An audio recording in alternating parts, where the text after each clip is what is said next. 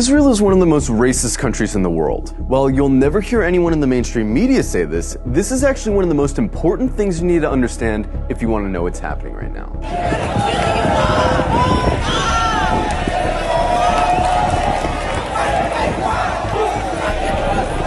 From its inception, the whole idea of Israel as a country was based on racism.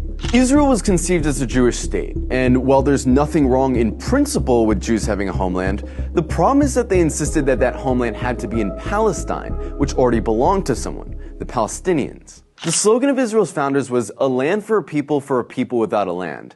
But deep down, they all knew that the only way to have a Jewish majority in Palestine, an Arab country, was to expel the Arabs. One of the founders of Israel, Yosef Weitz, wrote, "There's no room in the country for both peoples. There's no way but to transfer the Arabs from here to neighboring countries." Israel was quite literally founded by expelling and massacring hundreds of thousands of Arabs in a years-long process called the Nakba.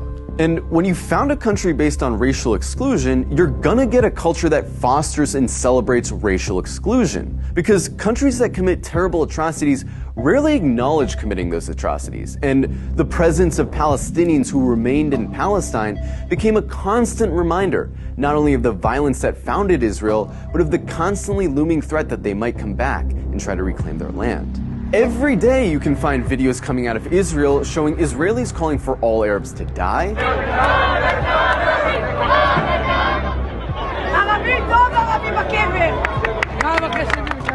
insulting the Prophet Muhammad,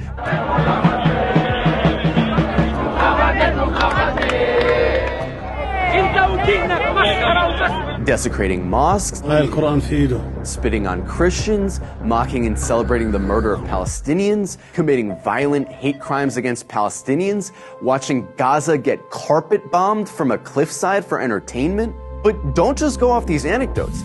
Let's look at some of the polls. One poll found that 2/3 of Israeli teens believe Arabs to be less intelligent, uncultured, and violent. It also found that 50% of Israelis wouldn't live in the same building as Arabs, wouldn't befriend Arabs, wouldn't let their children befriend Arabs, and wouldn't let Arabs into their homes. Another poll found that 60% of Israeli Jews want segregation from Arabs. Another poll found that half of Israeli Jews agree with the statement, most Jews are better than most non-Jews because they were born Jews. The poll also found that 88% of Israeli Jews would be disturbed if their son befriended an Arab girl, and 90% would be disturbed if their daughter befriended an Arab boy. This poll found that about half of Israeli high schoolers don't think Arabs should have the right to vote.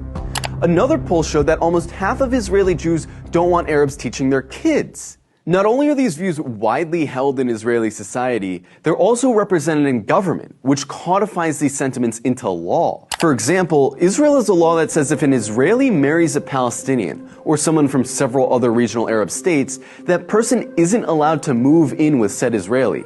This law was passed in 2003, but it's been renewed every single year since. Israel also doesn't allow interreligious marriage to be performed in the country, which is meant to deter Jews from marrying non-Jews. In 2018, Israel passed the nation-state law, a law which has constitutional status, which says the right to exercise national self-determination, i.e. have rights, is the exclusive right of Jews, no one else. There's also the Nakba law, which makes it illegal to acknowledge the Nakba, the expulsions of Palestinians that were needed to found Israel. This would be like passing a law to make it illegal to talk about indigenous genocide or slavery in America. There's also the Admissions Committee law, which basically allows towns to operate panels that deny applications for entry based on socio-cultural compatibility, which essentially just legalizes racist housing discrimination.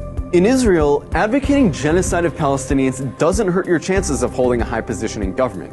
And in fact, in many cases, it helps. In 2014, Israeli lawmaker Ayelet Shaked wrote an unhinged rant on Facebook, calling all Palestinians enemy combatants and saying their mothers should be killed for giving birth to, quote, little snakes. The next year, she was appointed Minister of Justice by Benjamin Netanyahu.